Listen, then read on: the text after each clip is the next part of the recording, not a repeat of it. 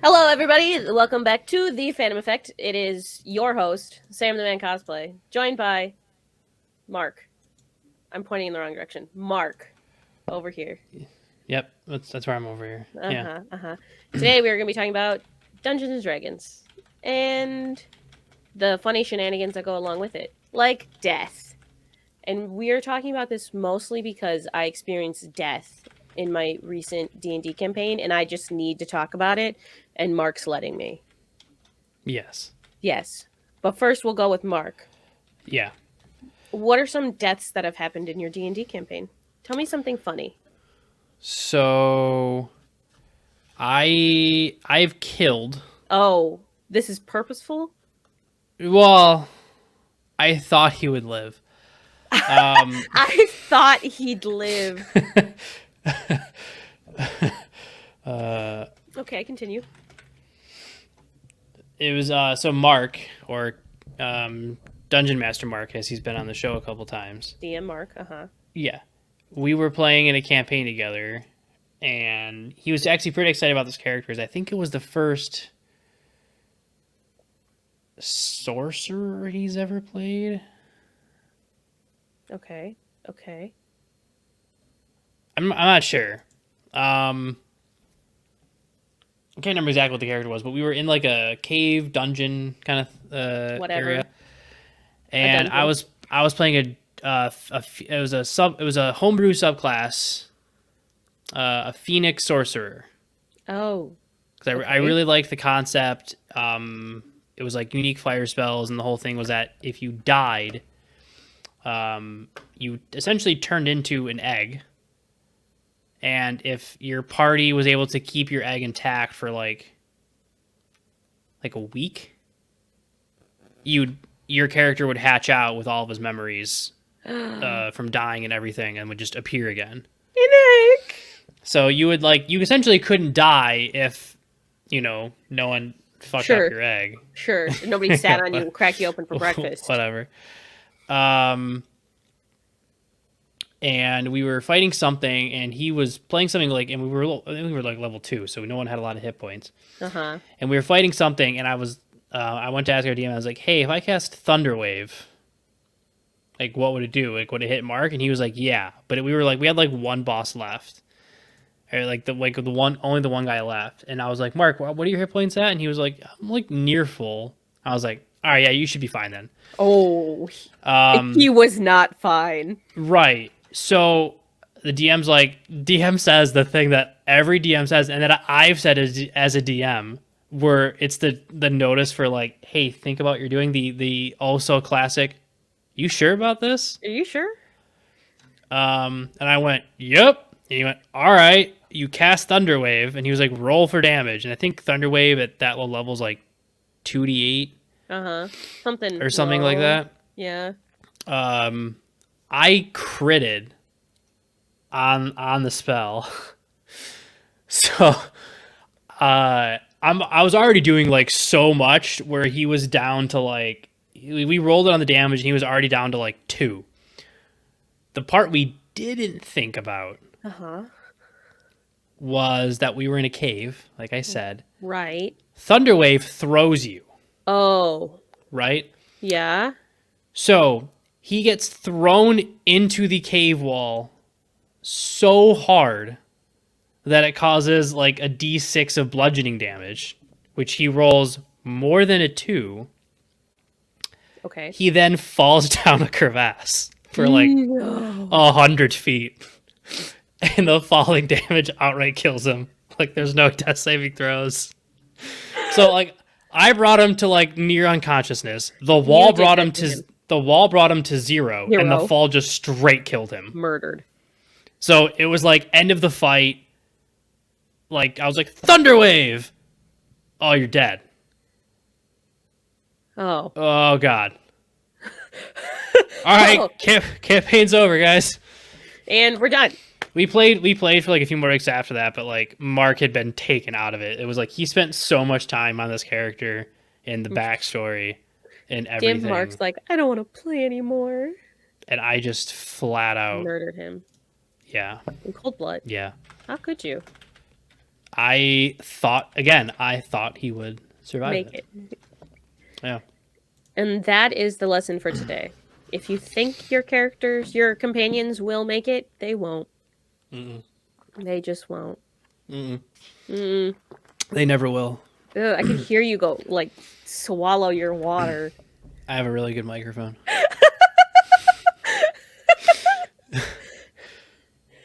Oh, God. Okay, sure. Yeah. So this is Yeah. So to pre. preface it, you just killed your entire party. It wasn't me. Okay. But see, now no one believes you. No, hold on. Okay, pretext. I have been playing D&D for. Sam killed her entire. Stop. No, I didn't. Pretext. I have been playing D&D since like 2016. Okay, so I'm playing for a while. We just finished a 5-year-long campaign back in August. I haven't permadied. I have 5 years. Yeah. I've never permadied. Yeah. My one character made it the whole 20 levels for the campaign we were doing. Mm-hmm. And we've done some side stuff. Still, nobody's died. We are now doing pretty much D&D in space. Like, my DM, like, rewrote the player's manual to do D&D in space. Right, yeah. You'd have to. Yeah. So we went through first session. We met everybody. We went through everything. I worked so hard on this character. Okay? I made a Jedi, pretty much. I did a fighter with the subclass Psionic Warrior. Okay? I was an Acolyte. That was my background as Acolyte. And I chose the religion. I didn't have a name for it yet, or whatever. Right. But it was, my pantheon was the father, the daughter, and the son from Clone Wars. Okay, and I picked a random, well, I was like, I didn't pick a random one, but one of the Jedi sacred texts I picked to be my sacred text. I had this whole thing, backstory, and everything. I pretty much just made a Star Wars character. Okay? Second session. We are tasked to go handle pirates in some solar system. So we go from one planet that didn't have any pirates. We go to the next planet, didn't have any pirates. We end up at this, like, jungle planet. And we're flying in. And they got, like, giant animals on this planet. Right. A giant bird comes and hits our windshield of our ship and, like, splats. So I don't remember what he was. Oh, he was a fighter. Our fighter, he was, like, not a changeling, but, like, D&D space version of a changeling. Oh, okay? Yeah. Okay, so he's like, oh, I'll go clean it off. And we're like, what?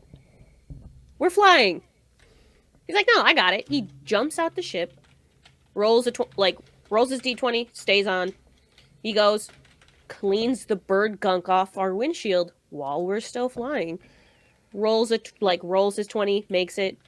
His last 20 to get in, failed. He fell. Yeah. Straight out the ship. So now he's lost.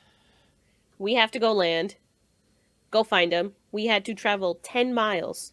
So me with my lightsaber, hacking through machete style through this jungle to try and find him. Again, we're level 1. Right. You're supposed to level up after this. Right. So we get caught in an encounter with a regular size snake, a hawk, and a giant snake.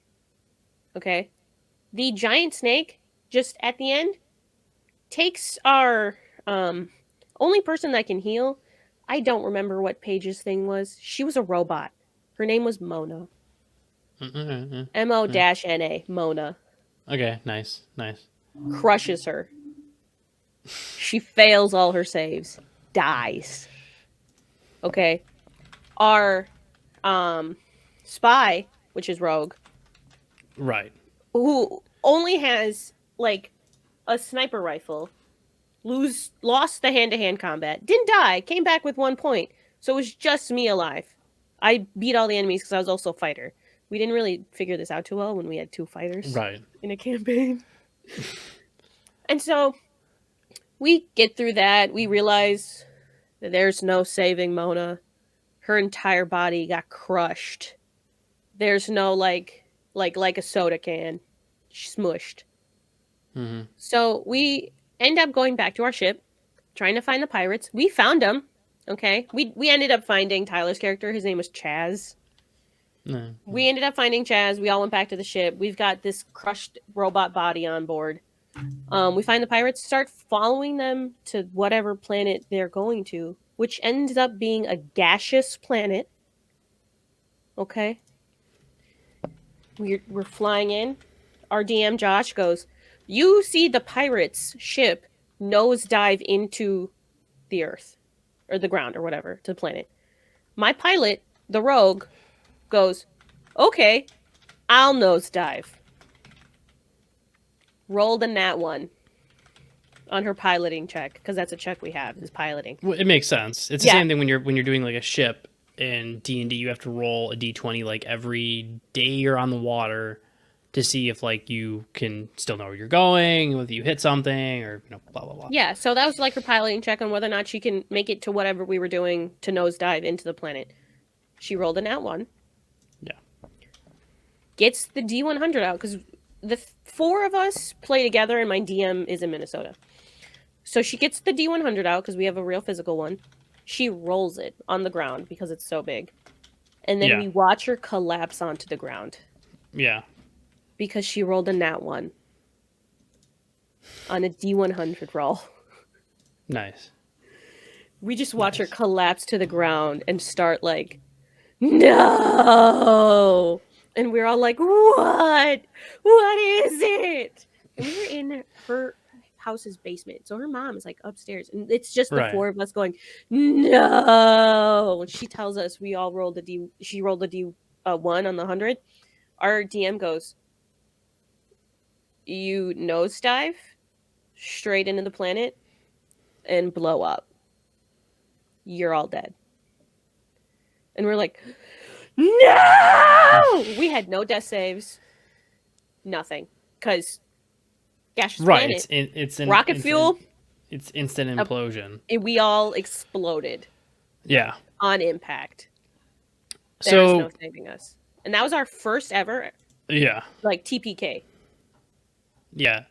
So, do you think it's a mistake to have that even be a thing and can't like for a DM to like checks are allowed, but do you think like I don't know, for me like when I was doing a primarily pirate thing, I knew that was a thing, but I took away the option of like you roll so bad that the ship sinks so massively that none of you you literally all sink and you're all dead, none of you can escape, like because that's where the campaign primarily takes place. I took that worst option out. Yeah.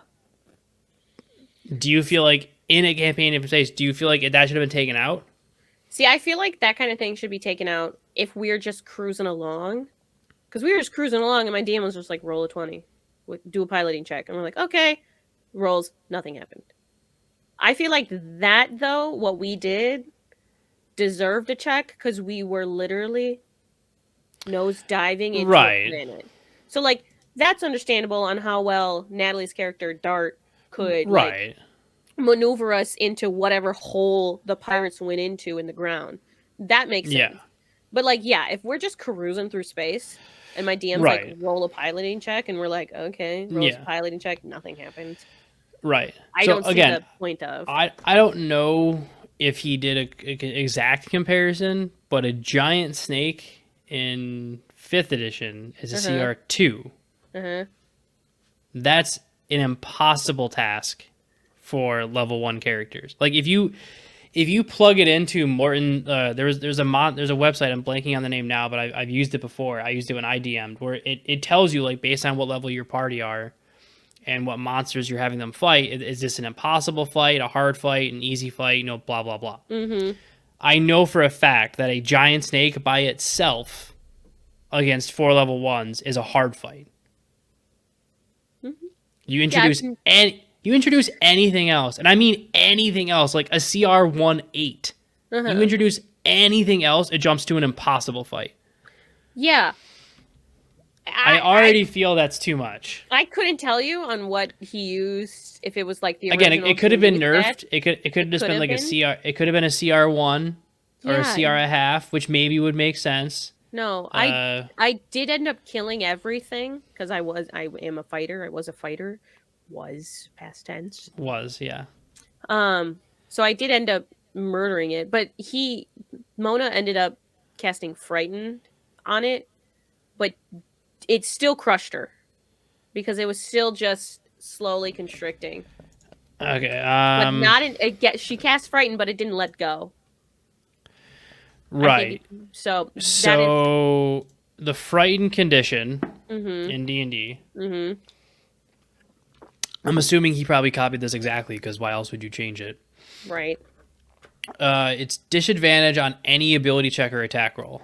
Okay. So it can technically still succeed. Mhm. So if it failed on the disadvantage, then that would have been fine. But it sounds like your DM forgot that, Who knows? and it just rolled straight. Who knows? Because you would know, like that's such a symbolic moment. You would know from memory if she had failed if it had succeeded on disadvantage. Mm-hmm. So I think it looks like your DM might have forgotten all that because it's too late now. We're if all it can dead. see its target, it has disadvantage and it can't willingly move any closer. Mind you, that part wouldn't have counted because it was already as close as possible. Right. Stuff like that's up to the DM discretion because you have to decide if someone casts frighten on someone that's grappling you. Are you so afraid you let loose of the grapple? Because that's very like RP. To You're run like, away. oh God. Right. I'm touching this thing. Yeah. Or is it that flight or fight response where you're so afraid that you're like, I better kill them now before. Right. Like that's up to a DM call. But yeah. So, yeah. Yeah. We all just sat there afterwards and we were all like, what do we do now? Like now you play the game. Now the game starts and make all new characters. Well, I thought it was so funny because afterwards he's like, yeah, you guys didn't get to find this out because you died, but the person that sent you on your mission was depressed because his last mission he sent a party out to, they all died. And I promise I wrote that before it happened. So and now it's yeah. We were also blaming Tyler because he was wearing socks that said RIP with tombstones on it. And we're like, you brought this upon us. You brought the bad omen socks.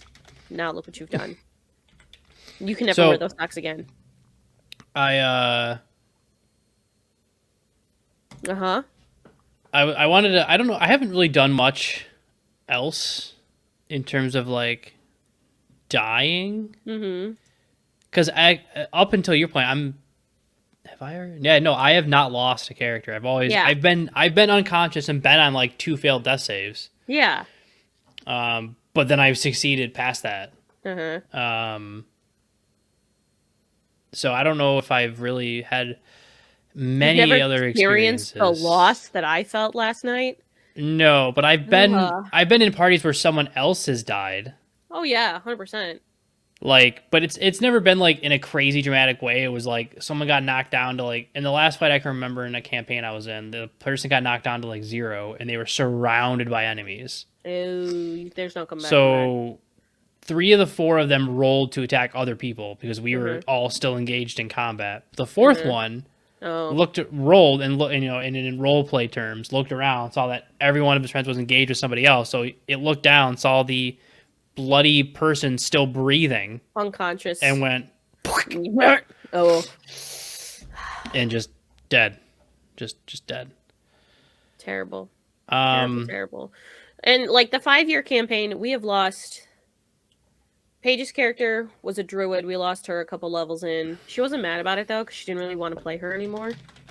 We lost Natalie's character, but one of our other characters fell out of a blimp.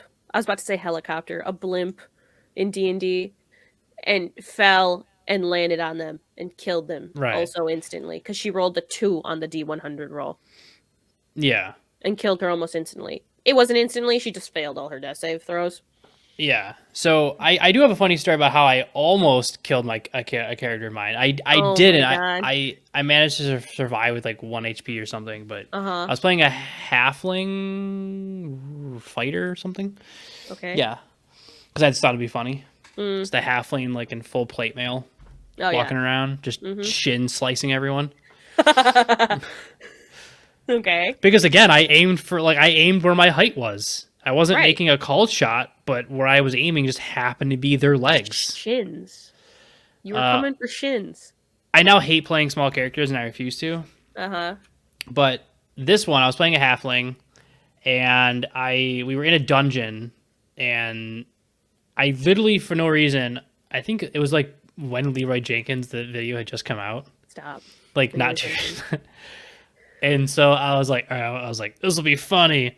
And he was like, our DM was like, all right, you guys are exiting this one hallway, and you see up ahead like a large open room. There's like one door off to the right, and then the hallway continues. Like it's like so hallway, gigantic room, only with one door on a side. He goes, it looks like a closet door, and then another hallway. So we immediately don't see anyone. So my character just bull rushes ahead of the party Oh great. and full on Leroy Jenkins is into the room. Stop. Looks around. There's nobody there, but I'm not stealthy. I'm making a ton of noise as I'm running. So our DM's like, You're you hear voices coming from the other hallway.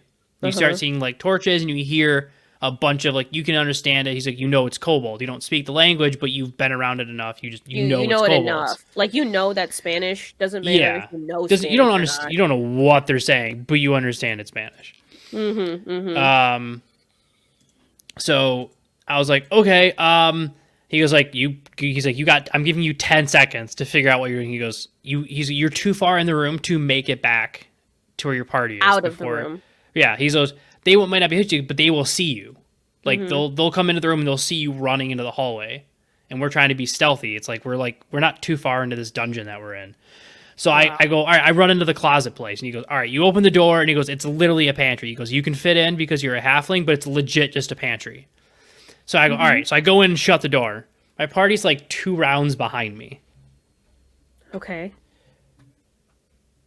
So he starts making rolls, and he goes, all right. He goes, roll me like just like a general stealth check. Uh-huh. DC's not crazy high because again, you're already hidden. It's just what are you doing in this small space? Right. I roll a 1. Stop. So no, I remember what it was. I went to go pull out my sword. In the pantry? Yeah, because I was like, just in case they open the pantry door. Like, what if they're coming into this room to get food and then go back the way they came? They're going to open the door and just literally see me there. So I went to pull out my sword and rolled a 1. He goes, all right. You All drop right. your sword. In the So he goes, pantry. right. So in roleplay, these kobolds are now fully into this room. Uh-huh. And it's dead quiet. And he goes, so the kobolds just hear ting, ting, ting, ting, ting, ting, ting. So I'm like, my character doesn't know this. So I'm just like in the closet and I can't do anything. And he goes, the door just whips open. He goes, all right, so you're sitting in the closet, you're waiting. He goes, you start to reach down to pick it up, thinking maybe they didn't hear it because they were busy talking. And he goes, all of a sudden you realize it's deathly quiet. The talking is all stopped. He goes, the door whips open and there's 5 kobolds staring at you. And he goes, they all make surprise attacks. Not 5 of them. So they all hit. I think we were like Obviously. level 3, maybe 3 or 4. I immediately drop to 1 hit point. and then the party ran in and the kobolds turned around and one stayed to hit me again but missed, and then I was able to Stabbing you? Right. I fell to unconscious at some point. Like someone ended up hitting me later in the fight, but yeah, that's how I almost completely killed my character. Wow. No, the amount of times my last character, like from the 5-year campaign, had died. Yeah. It was so many times. Oh, but we always had a healer, and no, even if I went unconscious, next round, I just would get healed, and then it would chug a health potion. Yeah. Or because I was a fighter, I could do second wind and just heal myself after that. Ooh, nice. Yeah. Yeah. So that was probably the best one. I was curious if I could find any like top 10 funny stories or whatever. About characters dying in D&D. Yeah. So I'm just gonna read this story because it just I read the end of it, how this person killed their entire party. Continue. So all right. I'll only read like one or two stories, and then we'll wrap up. Okay. So this is from Reddit. A group I was playing in was using a homebrew system in a post-apocalyptic setting similar to the Morrow Project. An underground shelter was created to harbor people during a nuclear war that come out to rebuild. During the first session, we created characters super quick and have a quick shakedown mission. Our objective is to take out a bandit gang who was running a small oil refinery. Crudely made in our trip on the river to assault it, we noticed the river had gasoline on it because of the leaking. We decided as a party right then and there, do not use explosives. We told each other this several times. Do not use explosives. We scouted, got the layout, came up with the assault plan, and then repeated to each other, make sure to not use explosives. First 2 rounds of combat go fine. We had the surprise round. This was designed to be an easy introductory mission. During the third round, one person was shot at by a bandit in cover, and the player's response was, I throw a grenade at him. Followed by an immediate roll to hit. Miss. Guess what? That's an explosive. GM. What kind of grenade was that? Player. I only have incendiary. Stop. Which, if you know what that is, it's a flame grenade. So it's like like a regular grenade. If you're listening, you throw it, big explosion, and shrapnel. An explosive. An incendiary. I don't know why I can't say that word. Incendiary. In Cincinnati. Sure. You throw it. It's like a giant fire eruption. GM, roll scatter to see where it goes. Player, directly behind my target, 3 meters. What's there? Everyone in my campaign was paying attention. Gasoline barrels! General Madigan, with an explosion seen from space, you're all dead. Not an explosion seen from space. That's what they wrote. How their GM started the sentence was, with an explosion seen from space, you're all dead. Funny. Yes. That's so funny. Yeah. Oh, I can feel that one. Yeah. Yeah. So what's another one? That's way too long. Some of these are just so long. They're trying to like build it up. All right, not a TPK, but it says a funny story. Tell it to me anyways. As a DM, I encourage role play above anything else. That's the worst. It's fun. I let them enter our bard. Oh, so this is a bard story. Okay. I've played a bard.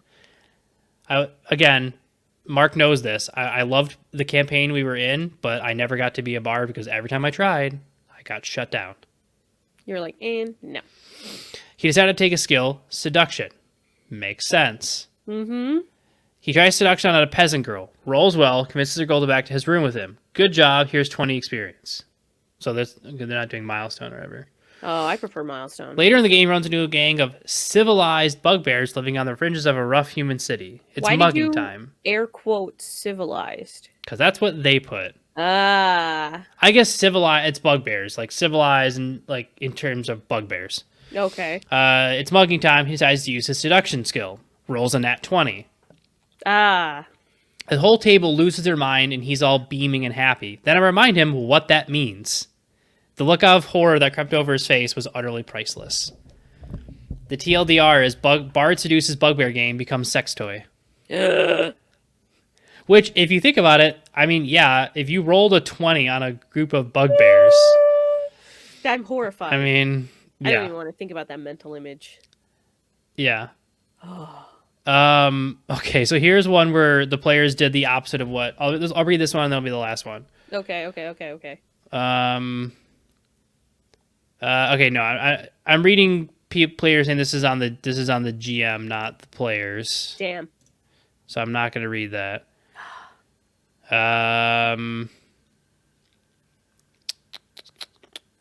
Okay, I once had a TPK after building a dungeon that was way too advanced for the group. The paladin and cleric would have a decent back-to-back fight against some skeletons. That's just dumb. This Reddit thread is dumb.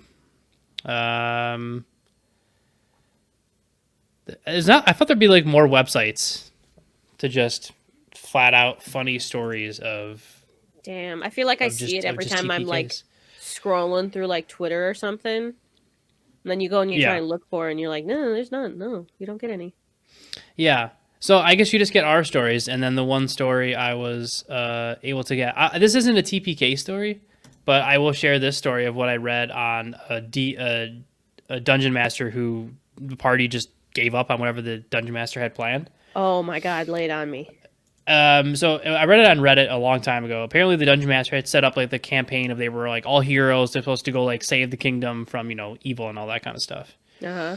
And so the GM's talking about it, and he goes, the players end up literally as a group halfway through the first session to decide to give up on their dreams of being adventurers and to start a cheese company to create a monopoly in the world on cheese. Hence, I'm rewriting my campaign for a business adventure. So that's literally what their campaign became. The group decided to give up on adventuring and become cheese merchants. And that was the rest of their campaign, was the journey of them as cheese merchants. Cheese merchants! I kind of low-key love it. No, I'm in love with that. Like, cheese merchants? Can you imagine? Right. Okay, so here's one story.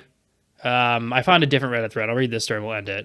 First fight of a campaign back in 3.5 edition. Oh. Our party got into a fight, a single hobgoblin. Oh, and then I can share the story where I almost TPK'd a party. They ended up surviving because I fudged a few rolls because it was my first time DMing. Ever. Like my first session, first time ever DMing. And you almost killed your entire party? Right. But what makes it worse is that I'll preface this before I tell you the story so you can think about it because you understand this. Yeah. There was 5 of them. I gave them 1 giant octopus, which is a CR 1/2. Oh. 5 of them. Yeah. At level 3. And 3 of them almost died. But I'll tell that story. Yowza. Don't remember the classes. We had a scion filling our mage role, but close enough. The hobgoblin we later learned had a single level NPC class, which was warrior. So it's just a hobgoblin that has level 1 warrior. No reason we should have lost it. Every single one of us went down. The DM let us stabilize, made it clear it was only because even he didn't want us rolling new characters after the first fight. Some farmers found us passed out on the road next to the fields, dragged us in until we woke up again. The hobgoblin leveled up, though. Not the hobgoblin. So the one single hobgoblin almost killed them, and then the DM just kept the hobgoblin involved. That's so funny. Okay, so 3.5 edition parties, 5 level 4 characters, camped with a single guard and the rest sleeping. A group of 4 wolves approach.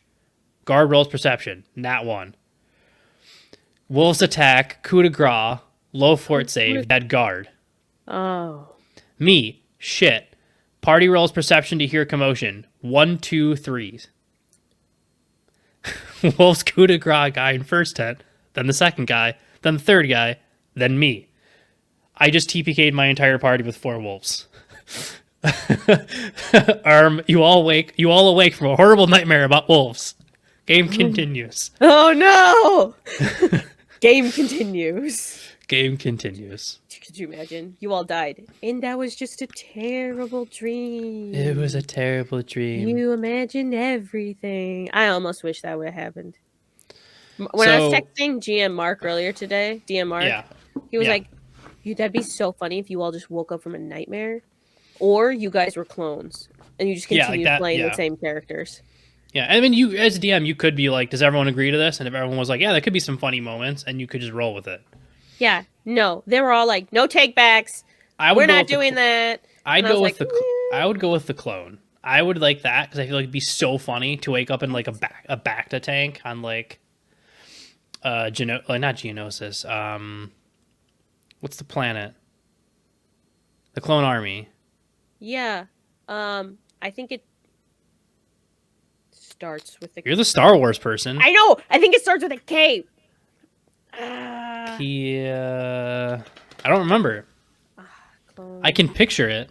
I can also picture it. It's like a water planet. Like, yeah, it's my favorite level in Battlefront. It's such a fun level. Because you can snipe from across the level. It's not Kia. Wow, this is really Camino. bad. I knew it started with a K. Oh, yeah, I Camino. couldn't. Not good enough. It took you too long, though. That's -1 Star Wars point. Okay, so quick story about how I almost killed the party. So sorry. So, again, they were 5 level 3s. We're on Camino. I just wanted to give them the easiest fight to just breeze through and continue on because 2 of the people had never played D&D before. So I just wanted them to get used to, like, started combat them rolls. at level 3? Yeah, because they had never played. And so I was like, I'll just start you where you have more. So it's like you have more to play around with. So you're not, like, stressing out about wondering, like, yes, you know, all that because stuff. a lot of your subclasses start at like level 3 or whatever, which is what mine did. So I couldn't Right. even use any of my subclass yet. Right. I was yeah. so excited.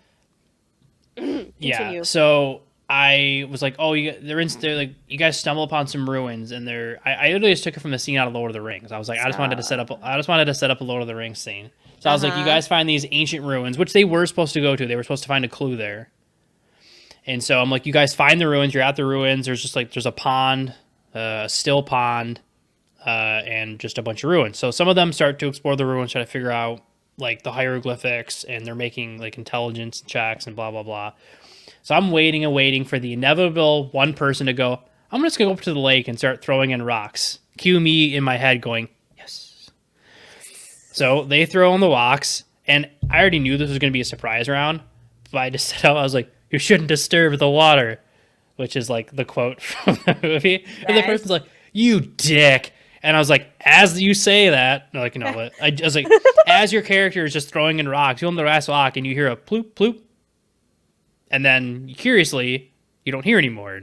For your last few rocks, you would heard a couple sounds after you threw it in. But this one, you threw it in and the sound immediately stops. So So they were like, all right, I guess I lean to check. And so I was like, a giant tentacle shoots out of the water, grabs you, and pulls you under. So immediately they all just panic. So, mind you, it was a small pond, right? The whole thing was that it was someone, like a wizard if they had asked, the backstory was just that a wizard had created a giant octopus and essentially dropped it in the lake because they thought it'd be funny. That's only if they ask, and we never ask. No. But in case someone was like, why is there a giant octopus in this small-ass pond? And I was like, no, because literally someone just bought a baby giant octopus and threw it in here because they thought it'd be funny. Baby. Continue. And they all just collectively forget that they can swim. So the party member that got pulled under is just failing strength saves. And slowly drowning. And after like 4 turns, and mind you, so it's submerged. I literally had no choice but to make the octopus pop up out of the water again so they could see its head, because after 3 turns, none of them had done anything. They were all just like standing at the bank of the water going like, I don't have any spells that can go into the water. I can't shoot any arrows in there. And I'm like, in my head, I'm screaming, go in the fucking water. Yeah. It's literally only half speed reduced. Like, you still get your same swim speed. It's just half damage on any slashing weapon. But bludgeoning still does full damage. It's only slashing that gets halved.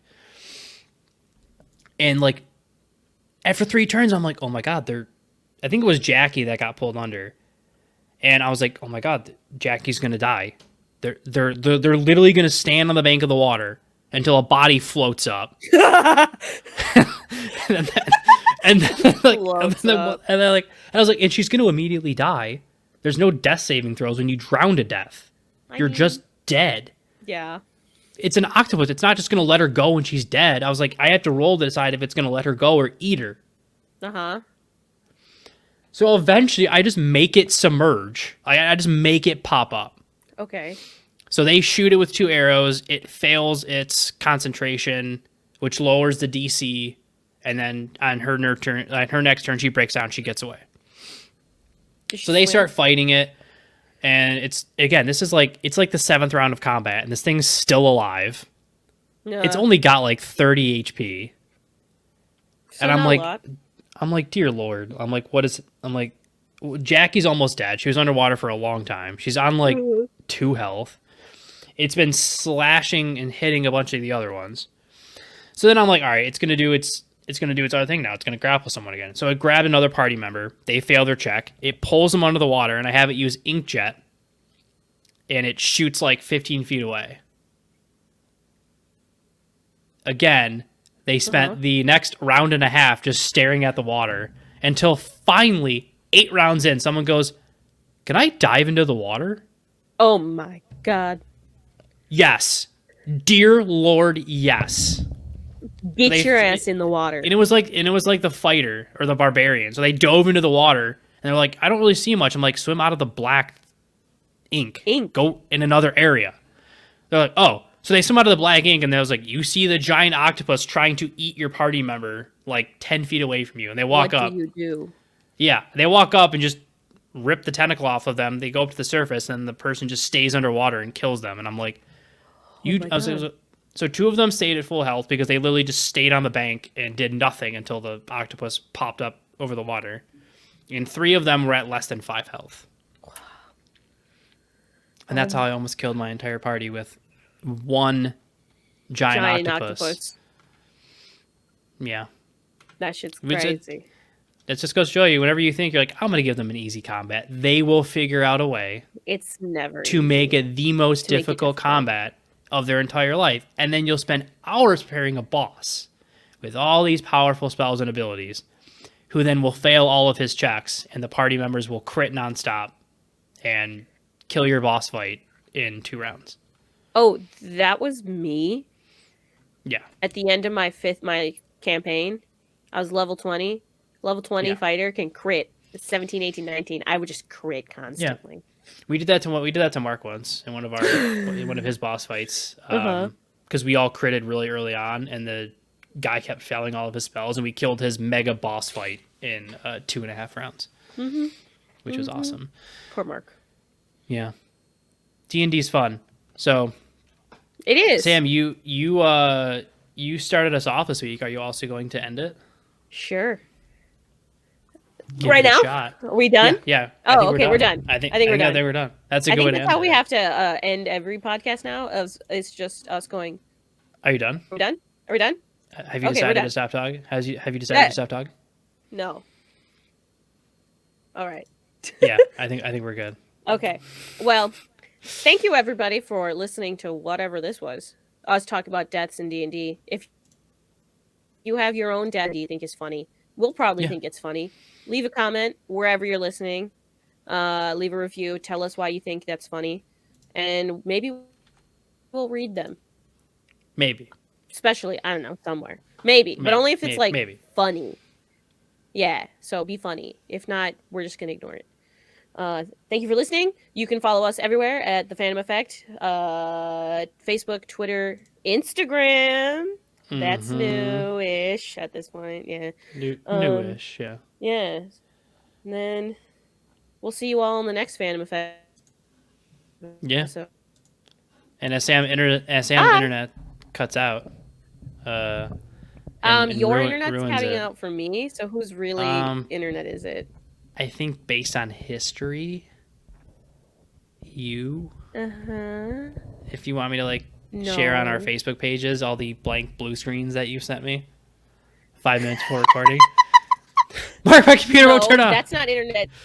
That's just my computer turn on. That's not internet. That's just yeah. So totally not your fault then. Yeah, totally not your fault then. But yeah, we will see you next time. Mm-hmm. Bye. Bye.